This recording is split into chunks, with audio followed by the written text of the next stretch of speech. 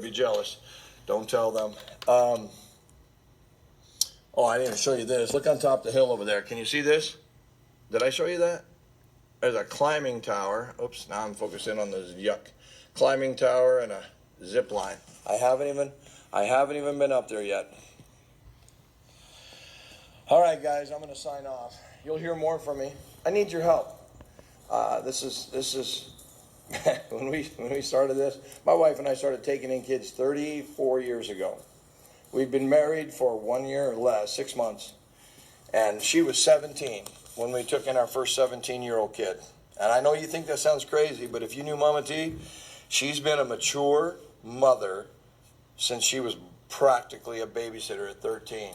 So from 17 for her, 22 for me, we started taking in kids.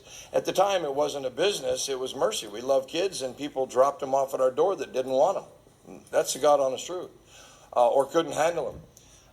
And so our first couple hundred kids were just all organic, just showed up at our house and pulled their feet up under the table and never left. I had some 4 or 5 years like that.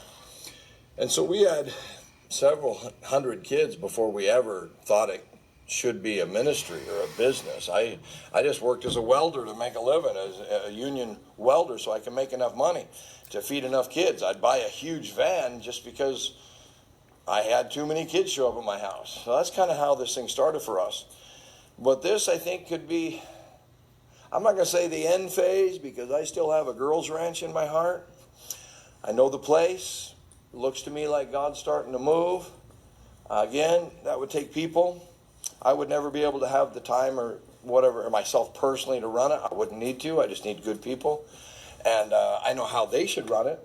And I know how to make all this happen. I have the back office now. We have the books. We have the structure. We have the connections. We have the websites. We have everything we need to make that go. And there's girls ringing our phone off the hook. We're not bringing them here for a co-ed operation, or I'd have to have a nursery and a playground for babies out in the middle of the field, as you well know.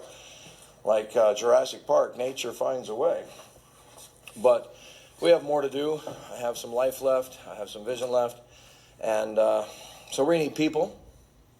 If you know the right people that want to do a part of this, is it a bit sacrificial? Yeah.